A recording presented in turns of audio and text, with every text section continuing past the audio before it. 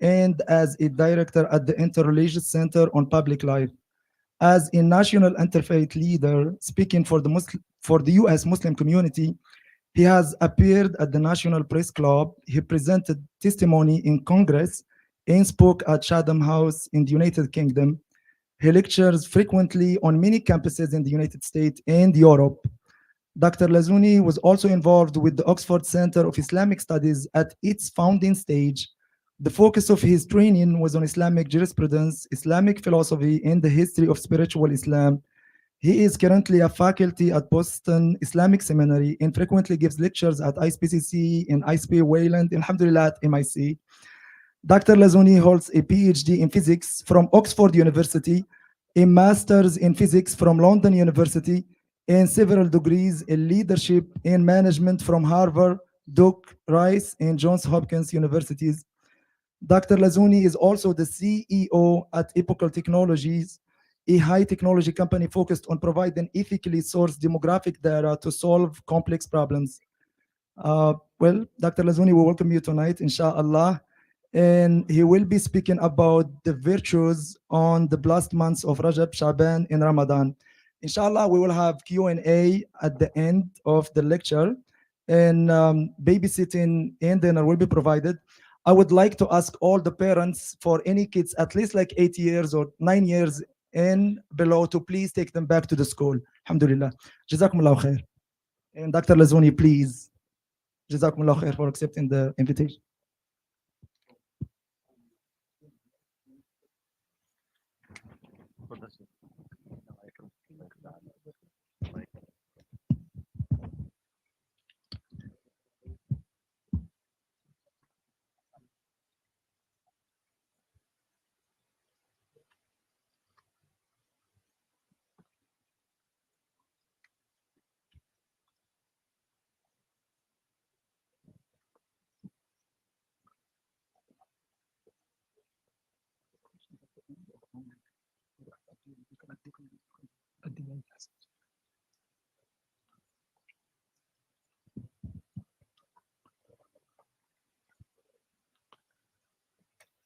السلام عليكم. إن الحمد لله نحمده ونستعينه ونتوب إليه ونستغفره ونعوذ بالله من شرور أنفسنا ومن سيئات أعمالنا. من يهدي الله فلا مضل له ومن يضلل فلا هادي له، وأشهد أن لا إله إلا الله وحده لا شريك له، وأشهد أن محمدا عبده ورسوله صلى الله عليه وعلى آله وصحبه وسلم تسليما كثيرا.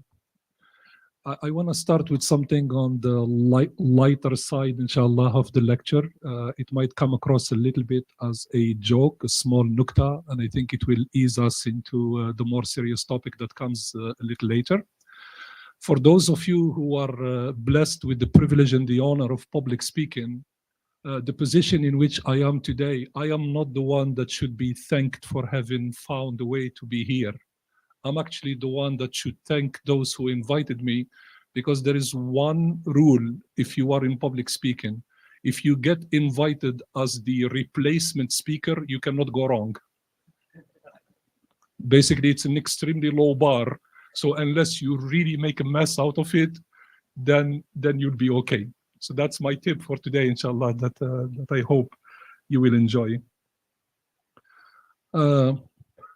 I want to talk about a very, very serious topic that I noticed out of the service of, alhamdulillah Rabbil Alameen, many communities that I am able to go and be of service to them, of something that I am noticing in generally the masajids and the Muslim communities in general.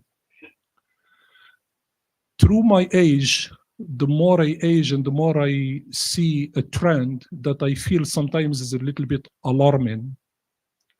I remember the days when the masjid was an oasis, a refuge, where we can block the anxiety, the challenges, the hardships of the world, and all of the catastrophes that happen in the world out there. And when you come through the door, suddenly you feel a sense of sakina, because you are in the house of Allah. You feel His presence. You feel an extraordinary sense of peace that overwhelms you. and you feel a sense of longing because you want that feeling and that effect to last. And obviously it doesn't, because we have to go back with life and engage with it. And then it's a little bit like a grind.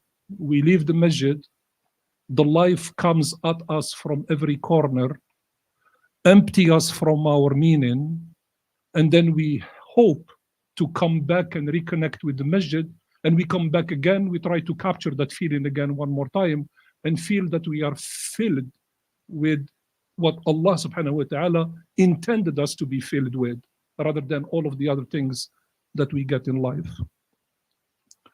And the reason for which I am a little bit saddened by this is because our condition as Muslims has become extremely challenging.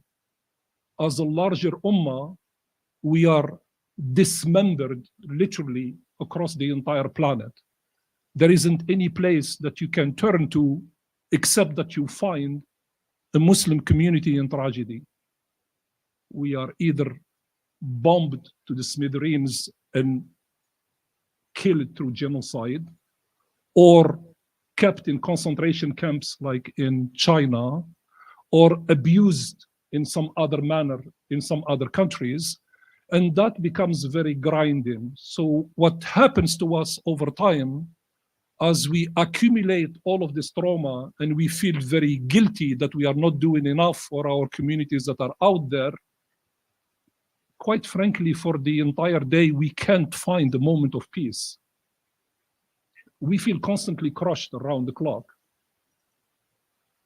What I am going to try to offer you, inshallah, this evening, with the hope of Allah subhanahu wa ta'ala and His guidance, inshallah, and His hidayah, is probably a way to think about this a little bit differently, and hopefully realize the mercy and the blessings of al-rida wal-qana'a. Meaning when you are satisfied with what Allah subhanahu wa ta'ala gives you, and you are content with the condition that we have, and find serenity within it. So let me make a very, very, very big and important disclaimer. In no way, shape or form am I claiming that let's pretend that we are all ostriches and ignore the world that is out there and ignore the harm that's being done out there. That's not what I'm saying at all. At all. But what I am saying is that we need to give ourselves a break. There's a time to mourn and there's a time to celebrate. There's a time to feel guilty and there's a time to feel empowered.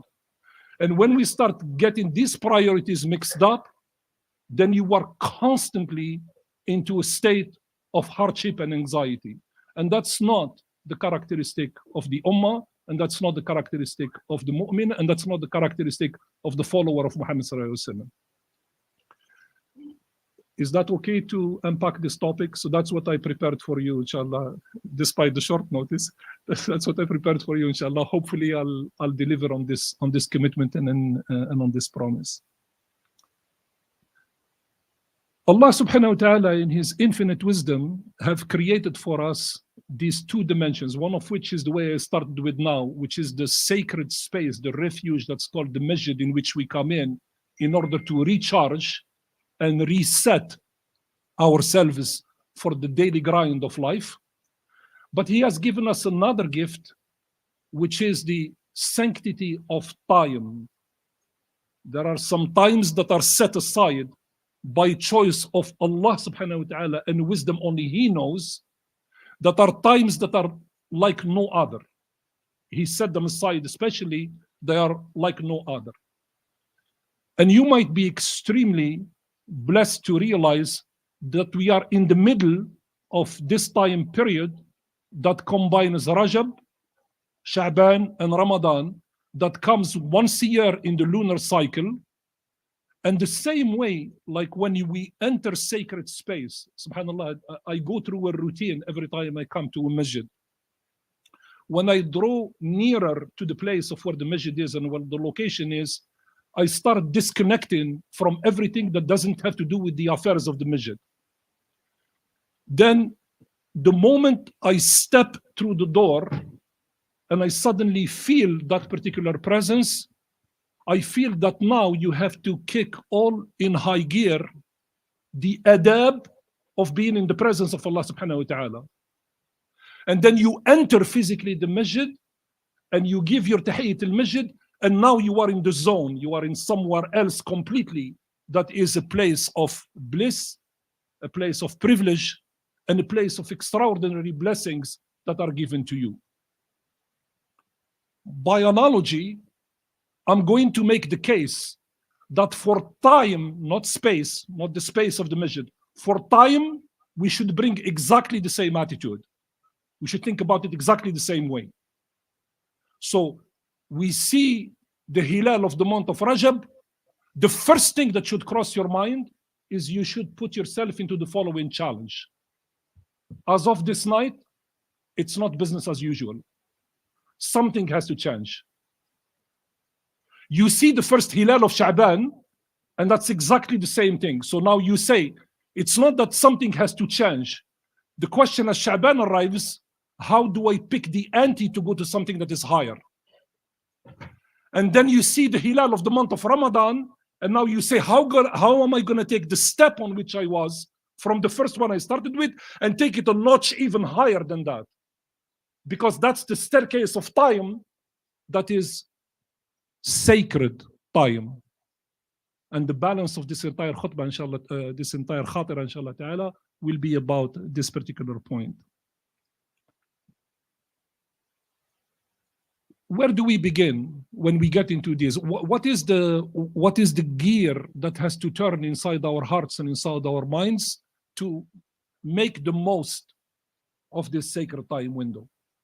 I think it should always begin with the same thing as the modes of the Sunnah of the Prophet ﷺ, when he used to be in Ghar Hira, when he used to anticipate the revelation to come to him, when he used to call to people and then gather them as-salatu jami'ah, so they can, the call, when before the call of the prayer came in, whenever they wanted to gather people for the Prophet ﷺ to speak to them, that's how they used to call them, and so they come to that arrival. It's a position where you should begin by what I call the recipe of the three things you need to do: to question, to renew, and then to commit. Questioning is extremely powerful as a so if you remember frequently the Prophet ﷺ, when he used to encounter the Sahaba, كيف أصبحت اليوم? So when the Prophet ﷺ used to ask that particular question, you meet a brother or you meet a face that you love to meet with. It's a face that brightens your day. And when you meet that face and you would like to mark that encounter with something special, how is the state of your iman today? How do you feel today? It begins with the question. It's not meant to be judgmental. It's meant to turn on our ability to connect with something, which is the process of asking, what's my daily balance in the bank? Do I have the budget to cover this? That's now a spiritual budget that we are talking about. So that's the first question. The third question is to renew. There is a reason for which the foundation of every book of hadith, of every teaching of hadith, of every principle in the Shara, every principle has a foundational element. And the foundational element is called a niyyah. And a niyyah is the power of intention. SubhanAllah, it's quite amazing when you really, really reflect on it and think about it. For those of you who are hadith either students or scholars, you might remember that the hadith of the Prophet ﷺ that is coming to us by way of Umar radiallahu anhu, because he's the primary narrator that brought it from the Prophet ﷺ when he heard it from him. إنما الأعمال بالنيات ولكل امرئ ما نوى إلى آخر الحديث. This particular hadith, all of the hadith scholars say that it came only from one source. Umar radiallahu anhu is the only one who transmitted it. And yet, it's a hadith that revolutionized all of our relationships with Allah subhanahu wa ta'ala, with ourselves, with other human beings, and with the kawn, the entire cosmos. This hadith is the foundation of everything. Why? It's because this hadith is the lightning rod for renewal. That's how you renew something. To intend something is to intend it into existence. It's a very, very powerful statement I just said now.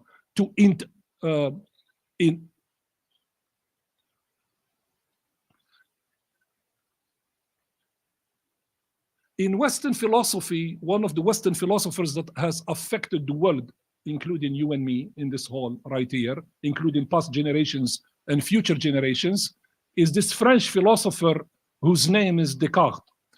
And the way that he affected the entire world that's around us, he made this famous say that is in Latin that has become very famous, cogito ergo sum, that if you translate it in English, which means roughly speaking, that I think, therefore I am. So this is a man who, in order to explain reality, he explains reality that the only thing that really exists, the only thing that has meaning is what I think. In other words, I subject this entire creation to me as the ultimate judge. That's not al-fitrah. The Prophet ﷺ, the way that we subject something into what we want is to intend it for the sake of Allah subhanahu wa ta'ala, is not to think it into being, is to intend it for the sake of Allah subhanahu wa ta'ala. Ibn Hajar al-Asqalani has a very powerful commentary on this hadith. He says one way you could understand it is that without intention, the action is void. It's null. The action doesn't exist. So that's the power of intention that requires a renewal. So that's the second step into the recipe. The third and the further step in the recipe is to commit.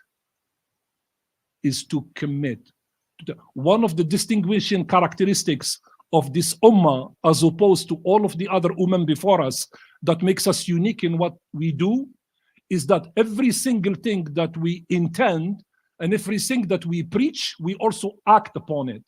So that's why in the pedagogy of the Prophet ﷺ, whenever there was a revelation, what the Sahaba used to say, that we study 5 verses, then we put them into action. It's an amazing, truly amazing story by Ahmed ibn Hanbal. One day he had somebody who studied with him, who in the language, the modern language of today. In the modern language of today, what somebody who studied to him came to ask him for a reference. So he came to Imam Ahmed and he said, write me a reference because I'm traveling and I want to make sure that when I travel and invoke your name, I get basically the respect that I deserve. So Imam Ahmed ibn Hanbal started to write. So he actually wrote physically the reference, but it started in a way that the man who took it felt it was a little not up to his snuff. He saw himself a little higher than that. So Imam Ahmed wrote that the man who will come to you is a man who studies the hadith. So the man says to Imam Ahmed, ألا تقول صاحب hadith? Shouldn't you write the letter by saying the man who comes to you is a man who carries the hadith? He's somebody who's a scholar that carries the hadith with him wherever he goes. Imam Ahmed responded to him, الصاحب عندنا غير ذلك. You are not a companion of the hadith. You are just a student of hadith. Then he explained to him what he meant by this. He says, صاحب الحديث من تمثل وعمل به. If you want to be labeled and have the badge here that says that you are a muhaddith, it's not that you are a memorizer of the compilation of hadith, it's that you model the hadith in your life through action. Does this make sense? So that's the idea that we are trying to convey with these 3 steps that we take. So Allah subhanahu wa ta'ala has gifted us with these 3 months, 3 sacred months, and 3 extraordinary miracles. And inshallah, in the balance of the time, we'll cover those. And if Allah subhanahu wa ta'ala gives us the tawfiq, inshallah, we will speed through that and we'll open that, inshallah, to invite you, of course, for those of you who are infinitely more learned than I am, so you can make, inshallah, comments or add additions, or we can engage in conversation. Am I going too fast? Is that okay? Is that acceptable? Okay. Alhamdulillah, barakallahu fikum, jazakallah khair. So let's start first with the month of Rajab. So there is something which is, alhamdulillah rabbil alameen, that it is ni'mah in this religion, there is always a difference of opinion among scholars when we date certain events. So the 3 events of the miracles for these 3 months that I'm going to share with you, obviously they are a matter of difference amongst the scholars of hadith that have dated them. So what I'm going to do is to pick basically the mean of all of the reports, the most common report of all of them, without arguing the merit or the veracity or the authenticity of one scholar over the other, for a very simple reason, because I'm ignorant in comparison to all of them. So I'm just going with the train, with the general flow. So the first miracle is the 27th of Rajab, obviously, which we just passed about 3 days ago. And that is the event of Al-Isra wal-Mi'raj. So we not only have been gifted the sacred month, one of the months of Ashur al-Haram, but think about it this way. You not only find a box, you find a treasure inside the treasure box, and inside the treasure you find another box. When you open it, there is a jewel of infinite wealth. That's what the month of Rajab is. So in of itself, because it is known as Shahrullah, it's a sacred month by virtue of the Prophet ﷺ. If you remember a little bit your history about where it came from, in the Arabian Peninsula, the months sometimes could be appropriated by a certain tribe. And as the Prophet ﷺ said, Rajab, he called it Rajabu Mudar. And Mudar is one of the tribes that appropriated Rajab to them as being their sacred month into their environment. And in the chaos of the violence that existed in Arabia pre-Islam, known also as the period of Jahiliyyah, the months would be agreed upon amongst warring tribes as being some months set aside. Subhanallah, it's the same idea. The same way that they had something that is called sacred space. Al-Haram al-Makki was sacred space. They had something called sacred time, where armistice would be imposed on everybody. In that location called Al-Haram al-Makki, you cannot spill blood, and during this specific months, you cannot spill blood. So this is the agreement, the gentleman's agreement that they had amongst them. So Rajab was one of those months, was one of the sacred months that fell into that particular category. So let's talk a little bit about it and about its value in terms of the miracle that came in it. Obviously, by virtue of the fact that Allah subhanahu wa ta'ala has designated it as being a sacred month, it's important to realize that its designation as particular sacred month has a historical component, which I just made few comments about it, but more importantly, it has an ibadah component, which is the part I want to talk about. Oh, Jazakallah khair. Thank you so much. It's very kind of you. I think I should go home. This is the highlight of my night. It can't get any better than that. Subhanallah al-Adim. It's just amazing. Subhanallah, this deen is absolutely amazing. I lost my thought. So I want to talk about the ibadah component. So the notion that when we enter into a sacred month, our ibadah in that particular month cannot be business as usual like the other months. So we have to pick it up and do these things that we are talking about. So what do I usually recommend as a nasiha for myself first and foremost, and then inshallah to all of you, if this makes sense to you? I find that the best way to optimize the ibadah is to take the following 3 steps, and they are very, very simple to put into action. The first one, I call it in English, drop the dead weight. It's very, very, very, very, very wise and important piece of advice that comes out of all of the gray hair or whatever is left on it on my head. When you want to engage with serious ibadah, when you want to renew your covenant with ibadah, begin by dropping the dead weight. Let me explain what that means. I remember a long time ago, somebody told me a story, and I can't remember exactly which of the brotherhoods this takes place in. I want to say it's the Naqshbandi Brotherhood or something like this.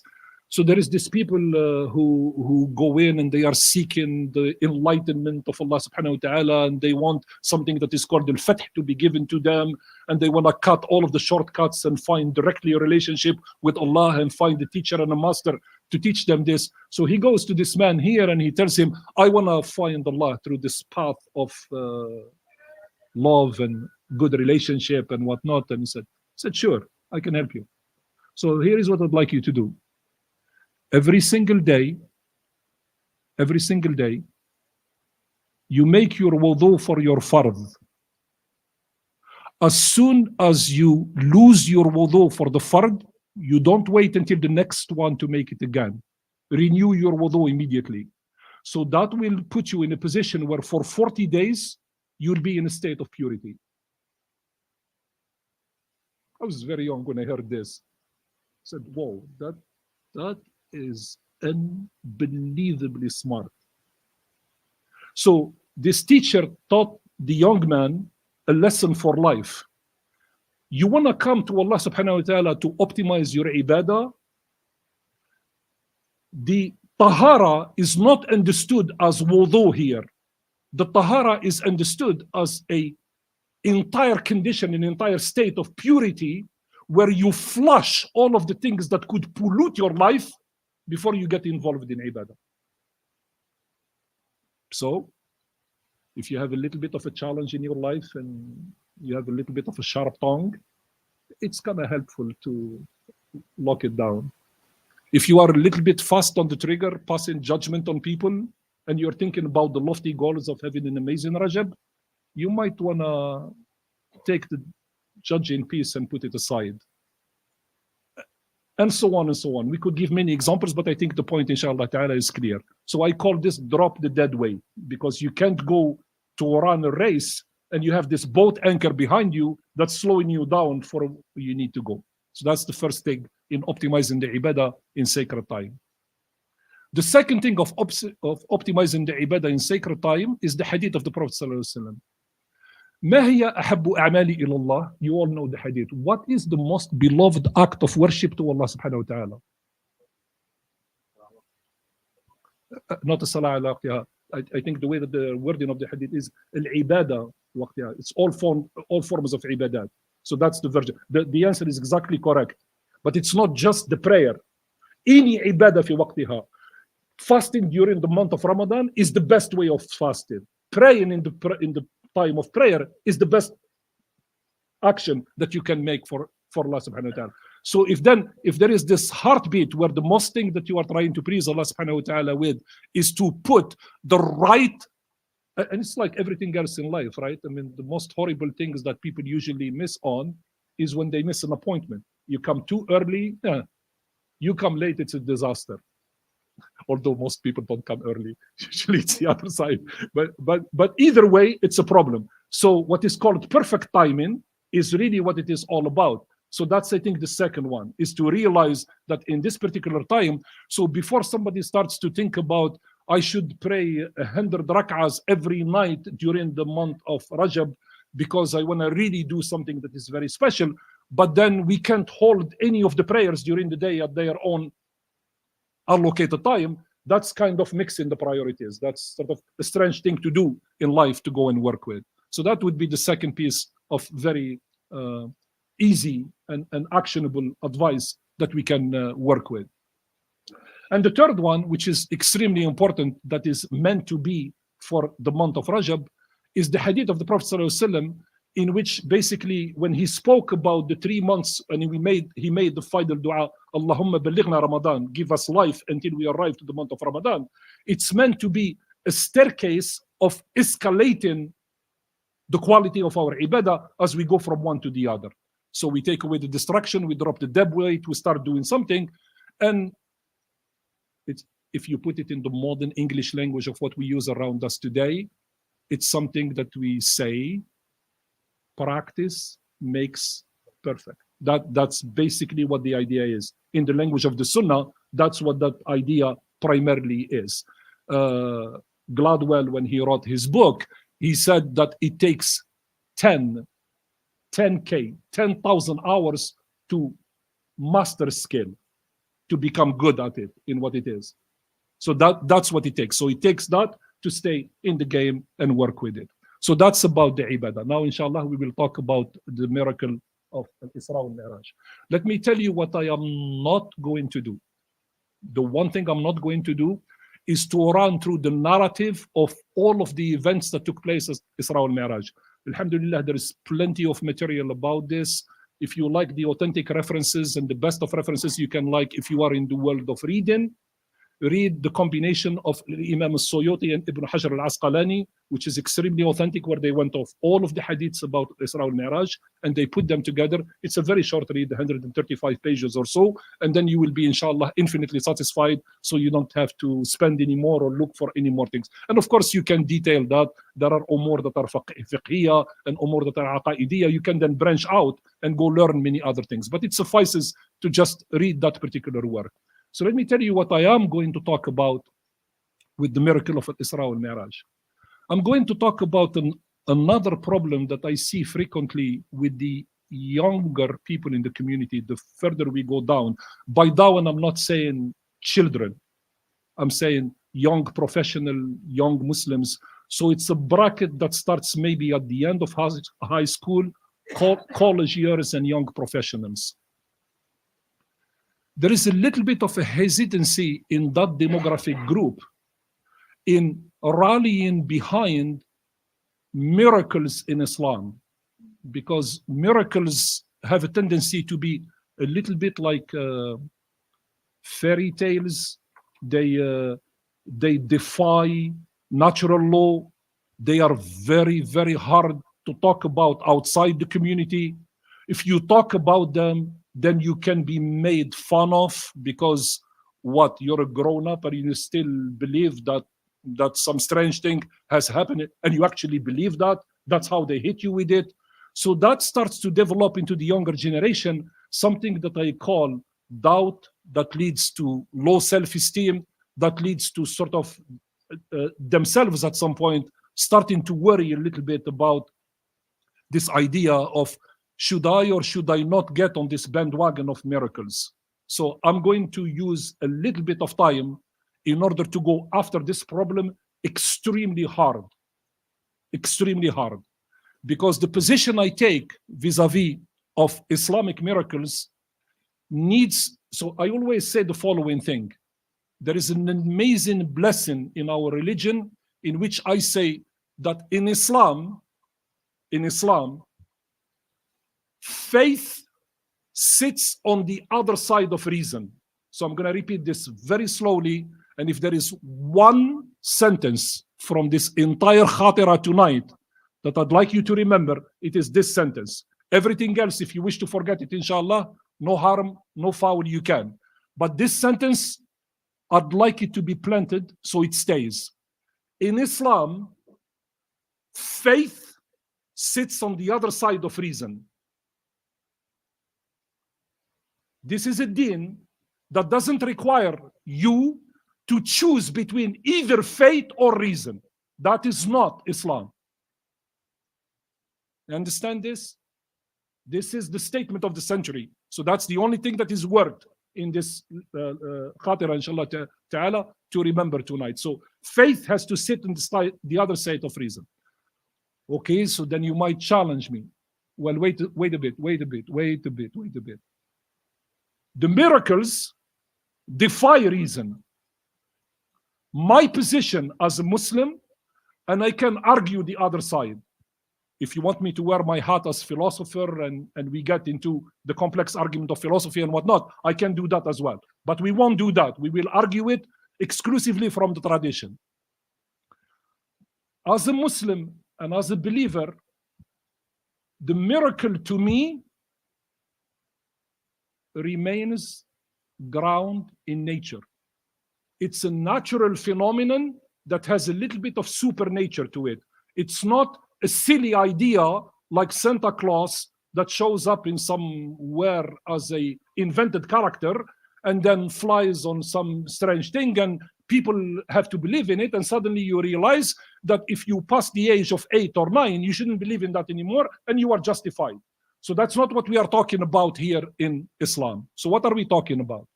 So listen very, very, very, very carefully, because this, what I'm going to say now, you won't find it in books.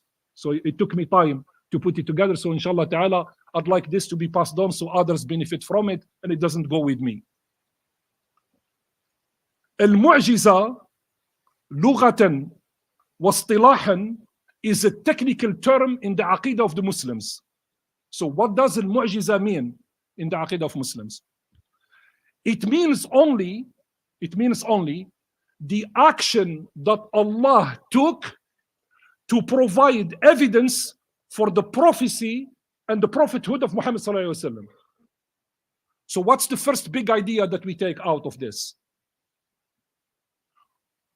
It's the action of Allah. So how can that be an action of doubt?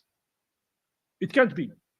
So we can't have it. I love this thing where sometimes you read some weird stuff and some lady goes to some restaurant in IHOP or something, and she orders 2 well-done toasts, and when they give her the toast, she sees the figure of Christ or the Virgin Mary, and she says, I saw a miracle. Well, that's a joke. That's not a miracle. And I'm not being disrespectful or saying thing. That's not the standard by which in our religion we define what a miracle is. In our religion, the way that we define what a miracle is how Allah subhanahu wa ta'ala takes objects that are completely natural, 100% natural, and then gives them a property that makes them a little bit supernatural for the sole purpose, not for sports, not for impressing, not for getting Allah subhanahu wa ta'ala to win the Pulitzer Prize, not for making a Spielberg movie that does special effects, to do only one purpose: to prove the evidence of the Nubuwwah of Muhammad sallallahu alaihi wasallam. That's what the Mu'jizah is. So let me give you an example. There was a man once, I believe, if I'm not mistaken, he was a shepherd. And he was still an idolater and a pagan who used to take his sheep outside the precinct of Medina and let them graze during the day. At that time, in the Arabian Peninsula, there is a type of wolf that lives in the desert. So it's a desert wolf. The desert wolf comes and attacks the sheep. The man intervenes and tries to wrestle the sheep out of the wolf. And listen very carefully. This is in Hadith Bukhari. You can go back and review the hadith later on. So the wolf tells the man, speaks in human, intelligible language, and he tells him, وَلِمَا تُحْرِمُنِي مِنْ رِزْقِي? Why is it that you are denying me my provision? This is the wolf speaking to the man. So the man suddenly freaks out because he realizes that the voice didn't come from some weird place. It actually came from this ferocious beast that is in front of him that just spoke to him. So the wolf reads his facial expression, which is the amazing part of the hadith in the way it explains it. So the wolf reads the facial expression of the man who's surprised by the action.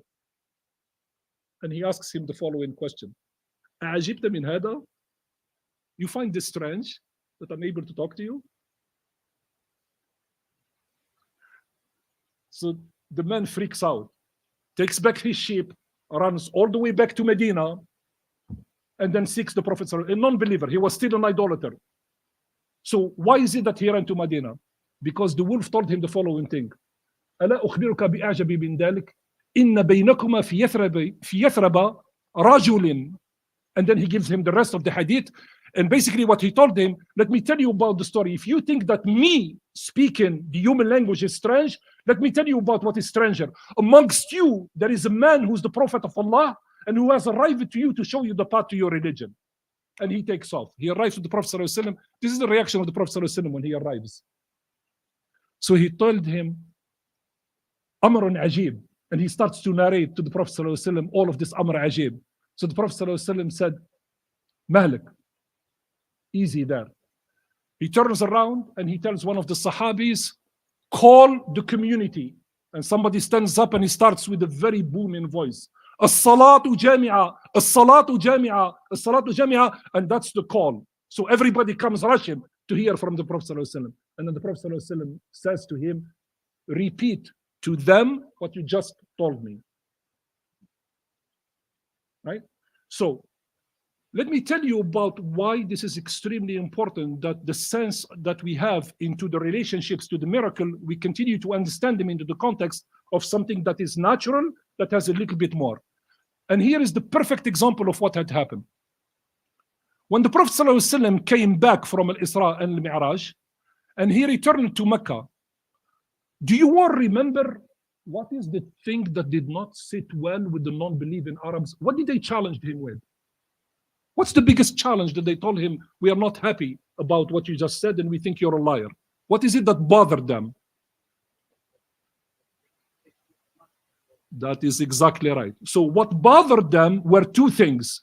One, how is it possible that he could describe Bayt al-Maqdis with such accuracy? That was a problem for them. And the second problem for them is they knew through practice that it takes a month to cross all of this through. How is it humanly possible that the man can go and come back and his bed is still warm? That doesn't make any sense. SubhanAllah, you know, every time I read this and it comes back to me, I find this very strange. Which of the two is the strangest? The fact that he went up 7 skies and met with God, or go to Jerusalem and come back? Which of the two is the strangest? Yeah, right. So it didn't, the other one didn't bother them at all. Why is that? Now is the part of the human psychology. Why is that? Because as human beings, we can compare to what we know. Exactly, to what we know. The things that we don't know, they are out there. So here is the $64,000 question for you tonight. What happens if what you know is something that you don't know? You are totally ignorant. That's not going to go well. So this is why today, when Huntington wrote the book that's called The Clash of Civilizations, I usually call it the clash of ignorances. So we have a lot of ignorant people who are clashing with each other, and it's not like somebody informed talking to somebody else informed. And it's an amazing spectacle to see two people who are completely ignorant argue against each other. It's actually amazing. Because the rules are shifting every minute. Every conclusion doesn't make sense. Both parties are extremely passionate. And if you watch this carnage, at the end of it, you say to yourself, my God, have mercy on all of us. What's going on here? Right? So that's the power of miracles that we are talking about. So inshallah ta'ala, we will move now to the second lesson that we learned from this, which I call the antidote of double standards. What is the reason for which Allah subhanahu wa ta'ala took ownership for the Muslim calendar? Why is it that the Muslim calendar was named and stated specifically through Quranic verses? Inna iddata shuhur inda Allah ithna ashar. So Allah subhanahu wa ta'ala decreed that the number of months in the scale of Allah are 12 lunar months. And amongst them, 4 are sacred. Rajab sits by itself, and the 3 others are consecutive one after the other. Why did he do that? He did that because the Arabs used to engage into a practice. You see, sometimes if you use the language of the Shara' and the language of the Quran, it sounds incredibly esoteric and very difficult to understand. So if I use the word, I mean, obviously you are a very learned audience, you will know what that term means, but for an outside audience, it would mean nothing. What is a nasi'? What is a nasi'? Technical term in the English language, it's manipulating the calendar. So that's what it is. It's manipulating the calendar to your advantage. Now, you tell this story for a Quran that has been revealed 1400 years ago, and all people are scratching their head. How is this relevant? Why is this? Why should I? This is what other people who do not have the adab to interact with the Quran will challenge you with. Why am I wasting my time reading this? I'll tell you why. Because today we live in a world that not only upholds, but operates by double standards. This international law that is written works for me, doesn't work for you. This rule, I will decide when it applies. That's 2024. That's now, that's today, right? شوف سبحان الله كيف عالجها الرسول صلى الله عليه وسلم, and how the Prophet صلى الله عليه وسلم dealt with this problem. Do you know what he had to do to get the nasi, bad practice, out of the Arabs? He had to postpone Amr min Allah subhanahu wa ta'ala for 4 years before he put it into practice. The Prophet sallallahu alaihi wasallam was commanded to go to Hajj, and he didn't go to Hajj. He waited for 4 years until the Arabs flush out of their heads the manipulation of the calendar, and they all get onto the same rhythm for everybody to know when is Dhul Hijjah. Otherwise, nobody would know. You would claim it is, I would claim it's not. But look at what the Prophet ﷺ did.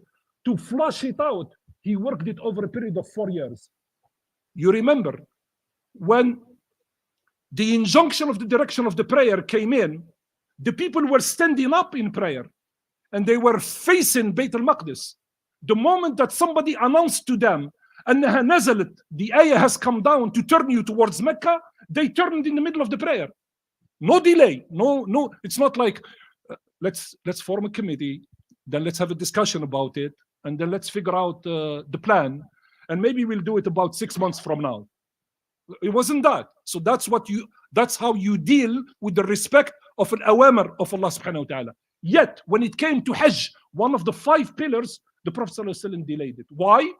Because if he implemented it into the first year and people's heads are already still messed up, next year they will do whatever they want. Okay, you think it's Dhul Hijjah for you this year? It's not for me. I'm going to do something different. So that's the other point. And inshallah ta'ala, we will conclude. Do you have patience for one last point, or we stop here? Okay, inshallah. So inshallah ta'ala, we'll go in this. So the final point then, inshallah ta'ala, is connecting us back to the point that we started with, is how do we restore back our ibadah in times that are very challenging, although all of the world around us is ablaze with fitan and meta-crises and problems and whatnot, so we can retain our sanity intellectually and spiritual sanity in our hearts as well. So how can we do that? So I'm going to start with the famous hadith of the Prophet ﷺ, in which he said that, for you, my companions, failing on 10% of what you do is a major crime. There will come a time for people who will follow me where retaining 10% of the deen is commendable. That's a very, very powerful idea. So one of the problems that I have with our community, so today I mentioned about 6 of them, so I'm sorry, I don't mean that it's starting to come the wrong way. So one of the problems, when I mean problems, I mean I'm part of it, trying to solve them so I can prioritize them, inshallah, and then we can work on them together. That's what I mean by it. So accept it in that spirit. We all seek perfection. So we need perfection in everything. No, we don't. So let me put your heart at ease. No, we don't. لا يكلف الله نفسا إلا, to the extent that you can. Why are you burdening yourself by seeking perfection? So this is the final hadith of tonight, inshallah, and I promise we will close on this.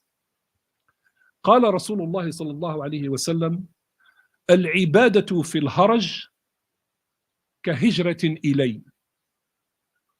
رواه مسلم. العبادة في الهرج كهجرة إلي. So what does this hadith mean?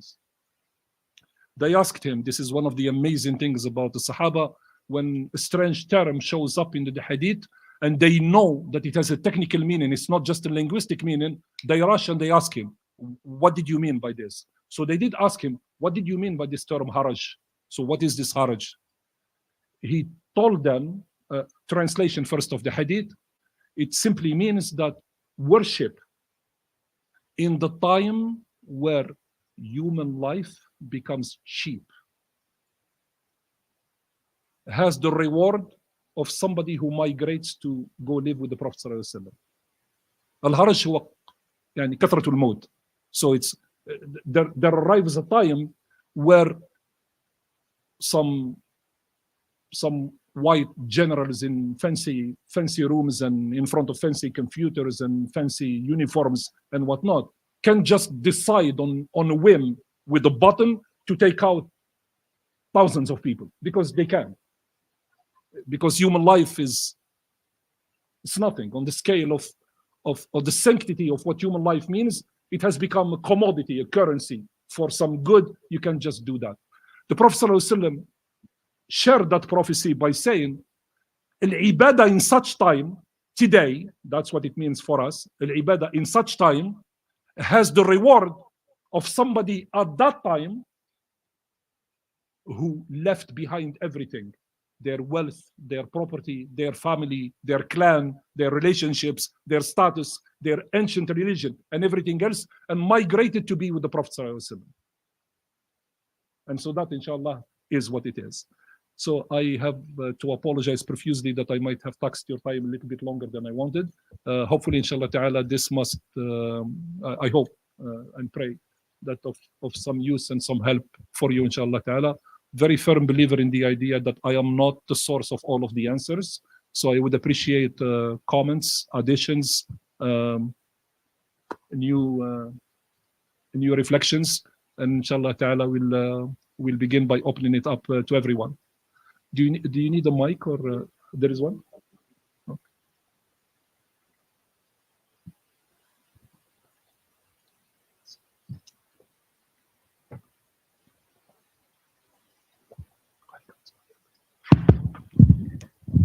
Assalamu alaikum, everyone. So now we'll have QA. If you'd like me to walk over and give you the microphone, please raise your hand. Dr. Lazzouni, Jazakallah khair for a wonderful lecture. I wanted to start off with a quick question. Basically, starting from tonight, tomorrow I believe will be the first of Shaaban. What advice do you have for us when we go back home to prepare for Ramadan? Jazakallah khair. Probably this one, I'll just restate what I said before. I think the first thing, obviously, is the condition of where the fitrah starts from, which begins with the niyyah.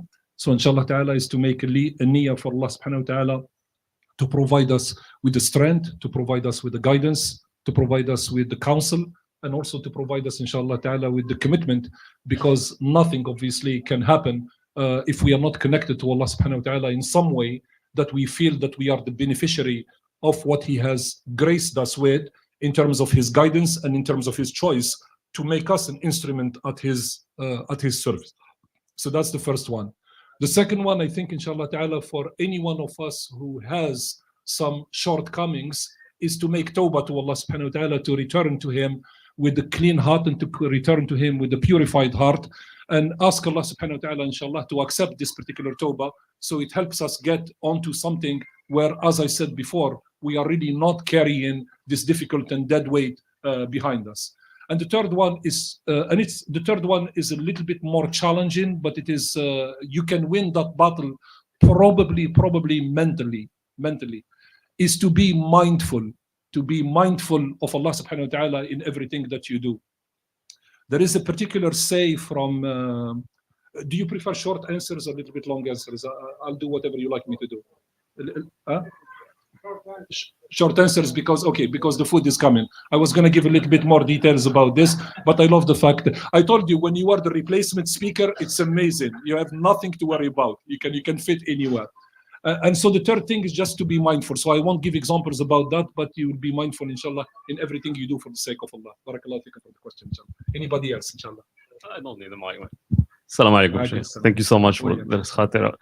Just take a note from the core idea that you have explained when you said Islam sit on the other side of reason. Yeah. I just would like to have some insights, 2-3 sentences. Yeah, that's an amazing question. And then just sub question to it: is the logic linked to the reason here? Yes, absolutely. Thank you. Yeah, absolutely. So here is, for example, first of all, the person I took this from, so I can attribute credit to where credit is due, is Imam Shatibi. So I'm sorry, I don't mean that I sat in his classroom. We are separated by hundreds of years. So what I meant by this is that he's the teacher from whom I learned this particular principle. So one of the extraordinary gifts in the corpus of knowledge of Islam is this skill that is called the tasnif. A tasnif in modern language is basically knowledge taxonomy or knowledge hierarchy. So these are the sciences that deal with that today. So they have been applied to everything. They have been applied to the sciences of hadith, to the sciences of fiqh, to the sciences of tarikh. So the scholars are just amazing at taking what seems to be a disparate, disconnected pieces of information here and there and whatnot, and they can put them into something that is extraordinarily coherent. Probably the genius of this, the most amazing scholar, because he left the most volume where we can find his fingerprints in doing this, is Imam Ibn al-Jawzi. So he's the like the king, the guru of a tasnif across all of the disciplines. So in the classifications of knowledge, Imam al-Shatibi introduces an idea that becomes unique, that I haven't seen with others that have preceded him. So the way he starts his tasnif, the first book in Imam Shatibi in Muwafaqat is Kitabul Ilm. So he begins with the book of knowledge. So usually with all of the others, it's either Kitab al-Tawheed or Kitab al-Niyya, or so you start with the chronological way of building a religion. Exactly. So that's typically how you work through it. And to my knowledge, that unique attribute or unique characteristic came from him. And I have always, first of all, an incredible admirer of him. And I think he's one of the like category busting geniuses across everything. Shatibi. And tragically for all of us, he died very young because he had diabetes, and only with 2 or 3 books that he left behind. So we didn't have really the pleasure and, quite frankly, the blessings to have to learn more from him. But the point that he makes about this is the following idea. So what does that mean? And this is a big debate between, I believe it was across time, between Imam al-Ghazali and Imam Ibn Taymiyyah. So they had the same arguments going in both of them. So you can make an argument for faith standing by itself. So for Imam al-Ghazali, if I light a candle, the reason for which there is light on the candle is because Allah subhanahu wa ta'ala has attributed to the candle the right to have light. He's partially right with that. Imam Ibn Taymiyyah comes in, he says, if I light the candle, yes, there is the intention of the person that might be imbued by Allah subhanahu wa ta'ala, but this candle has chemistry. So you need a wick and you need some oil and you need some fire, and that's why it works with it. So between Imam Ibn Taymiyyah and essentially Imam al-Shatibi, you have this idea, this notion that the way that you attain the optimal faith is you have to find your faith on the other side of reason. In other words, you have to accumulate the ilm, you have to do that. This whole idea about discharging or responsibility of learning or responsibility of logic and everything else and say just, I believe, is not acceptable. You have that investment that's in it. That's where it came from. Jazakallah khair, great question. Sorry, I didn't realize I should have detailed it a little bit. I apologize for not doing this. Anybody else? Do we have a question from the sisters? Anyone? No?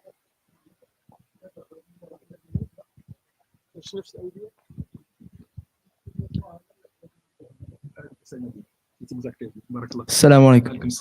So I had a quick question on regarding is there any like advice you would give to either first generation students or people around like our age?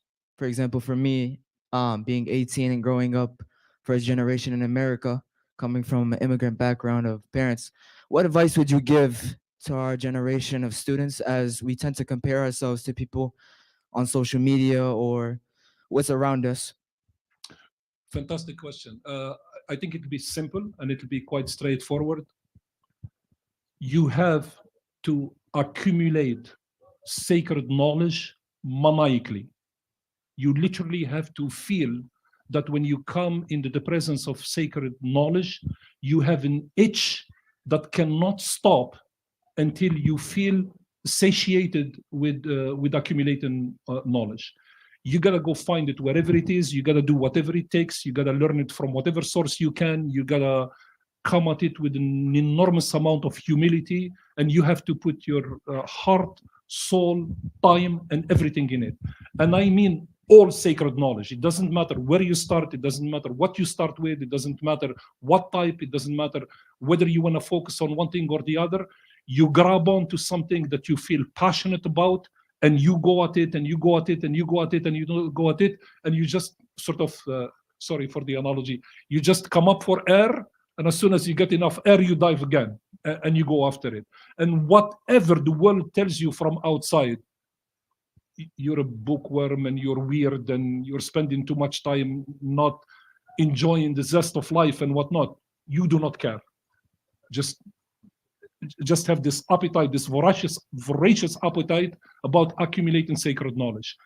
On the other side of it, you will experience and see things that you can never fathom or enjoy more in your life. And I'll close on this, inshallah, by connecting this to just one hadith, and this will be the very last word, and inshallah we'll go to the break and the food. I remember, if I'm not mistaken, he was a tabi'i, Malik ibn Dinar, a tabi'i, who said the following thing: حرم أهل الدنيا من الدنيا. The people of life, they have been deprived from life. إذ لم يذوقوا فوائدها. So he had the gathering, and he said that the people of life have been deprived from atiyab, the best of fruits in life, because they have not drunk from it like you drink from a fire hydrant, because you want to get all of it, kind of. It's a magic fruit. And it's فقيل ما هو? What is this fruit? قال معرفة الله تعالى, is to know your Lord. So this fruit is to know your Lord. So let me tell you the very final statement of this khatira that I heard once. I'm sorry, I cannot avoid this problem. I'm a physicist, so I have to connect physics at some point what I talk about. So sorry about that. So if you want to ignore what I'm going to say next, you are forgiven. You can ignore it. I heard once a physicist who came from Alma Mater, from Oxford, who said the following thing in an interview. He said, the most amazing thing in physics is that it provides you the intelligibility of understanding the world. I remember the day I heard this, I had this like electric shock that ran through all of my body, because the first time ever, I actually realized all of the teachings of Aqidah in Islam about what it means to know Allah. The most amazing thing about knowing Allah is to be given permission by Him to know Him. That's my advice. That's the full stop of my advice. If you can harness that idea, you come through that door and you marvel at the idea that you have been chosen to be at the service of Allah, to know Him, and the sciences that are going to give you the tools to get there are the sacred sciences, you don't need anything else. أقول قولي هذا واستغفر الله لي ولكم. أعوذ بالله من الشيطان الرجيم. بسم الله الرحمن الرحيم. والعصر إن الإنسان لفي خسر إلا الذين آمنوا وعملوا الصالحات وتواصوا بالحق وتواصوا بالصبر. سبحان ربك رب العزة عما يصفون وسلام على المرسلين والحمد لله رب العالمين. Before you go again, one more apologies. I sincerely apologize for the fact that I am the replacement speaker. I understand exactly what that means, and if I have in any way, form, shape delivered less than what you expected, I ask of your forgiveness, inshallah ta'ala. May Allah bless you all. Assalamu alaikum. Jazakallah khairan, Dr.